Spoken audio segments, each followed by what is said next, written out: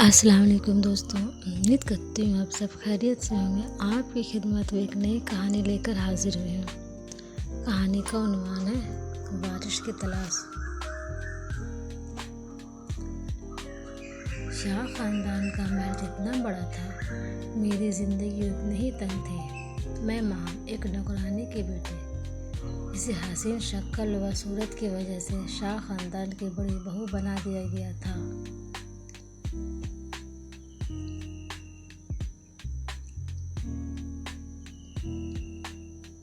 मगर मेरी हैसियत कभी बीवी या बहू की नहीं थी, बल्कि सिर्फ वारिस पैदा करने वाली औरत की थी। मेरी सास ने पहले ही रात मुझे धमकी दी थी, याद रखो अगर बेटी हुई तुम्हारी लाश बाहर जाएगी। और जुनैद शाह मेरा शौहर, खामोश संजीदा हुक्म चलाने वाला, मगर सर्द दिल, कभी भी मोहब्बत की नज़र नहीं डाली मुझ पे। मैं उसके साथ सिर्फ एक फ़र्ज की तरह ज़िंदगी गुजार रही थी। माहौल में हर वक्त एक अजीब सी दहशत तारी रहती। कमरे में खड़ी हम हर रात रब से सिर्फ एक दुआ मांगते थे, बेटा क्यों, मुझे अपने नहीं अपने पेट में पलने वाली जान की फिक्र है।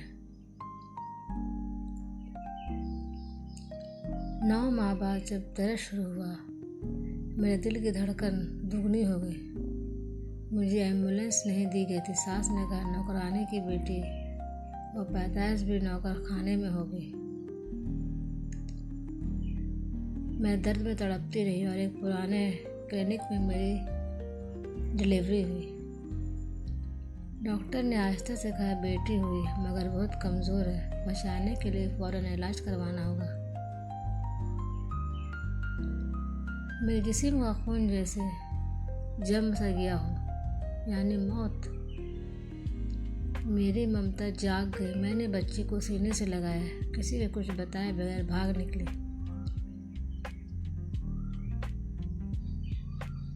मैंने बगदाद पहुंची, जहाँ मेरे मामू रहते थे। उन्होंने मुझे छुपा लिया।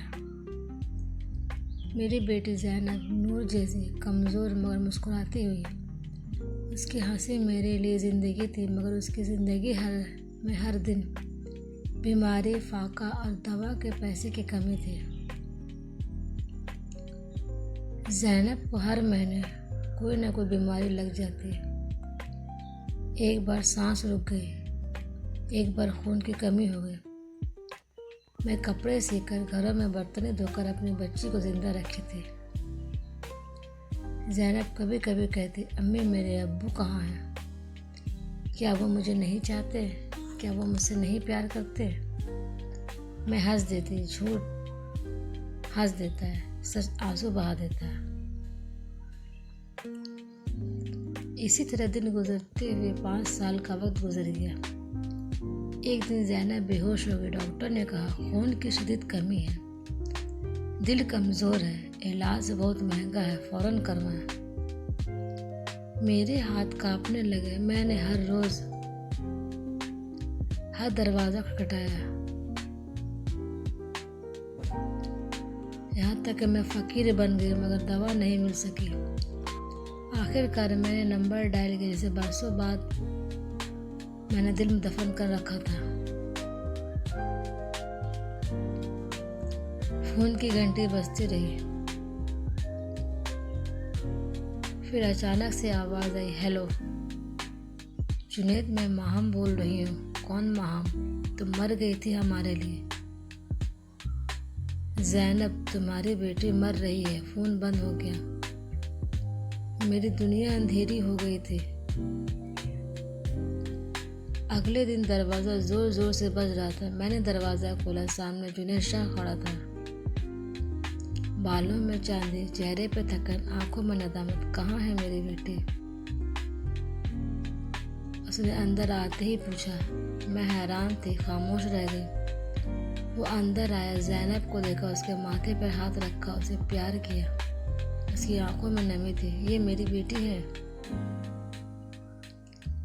मैंने बेरुखी से कहा, हाँ तुम्हारी, जिसे तुमने कभी कबूल ही नहीं किया।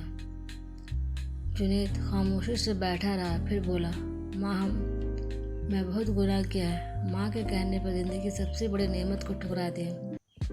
मैं ज़ैनब को बचाऊंगा, हर कीमत पे बचाऊंगा, अपनी जान देकर बचाऊंगा। फिर उसने मुझे और ज़ैनब को गाड़ी में बैठाया और लेकर शहर चले गए। शहर के महंगे तरीन अस्पताल में दाखिला करवाया। खून की बोतलें, दिल के इलाज, सब कुछ जो एक पाप कर सकता था उसने किया। हर अल्लाह का शुक्र रहा, ज़ैनब बच गई। पहली बार उसने अब्बू कहा। जुनैद की आंखों से आंसू गिरने लगे। मुझे माफ़ कर दो ज़ैनब, मुझे माफ़ कर दो माम। मैं खामोश रही, सिर्फ ज़ैनब को गले लगा लिया। जुनैद ने अपनी माँ से रिश्ता तोड़ दिया। जिस माँ ने बेटी को मौत कहा, मेरी माँ नहीं हो सकती। उसने बगदाद में एक छोटा सा घर लिया। हम तीनों एक आम, सादा मगर मोहब्बत भरी जिंदगी गुजार रहे थे। ज़ैनब अब स्कूल जाने लगी थी। माँ हम खाना पकाते और जुनैद अब सिर्फ वो शौहर नहीं, एक नादिम इंसान, एक सच्चा बाप था। शाह खानदान का महल अब भी माजी के ख्वाब था और ज़ैनब वो वारिस नहीं थी, मोहब्बत नहीं थी, वो कीमती चीज़ थी जो मेरे दुख से, मेरी हिम्मत से और कुदरत के इंसाफ से जिंदा रही। दुनिया बेटी को बोझ समझती है, मगर मैं गवाह हूँ, बेटी बोझ नहीं, जिंदगी है।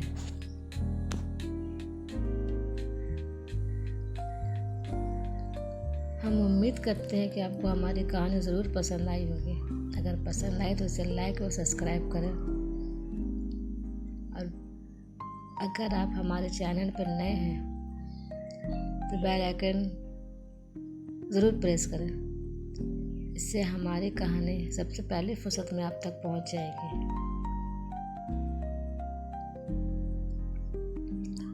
इंशाअल्लाह मैं एक नई कहानी के साथ आपकी खिदमत में फिर से हाजिर होंगी। तब तक के लिए अल्लाह हाफ़िज़।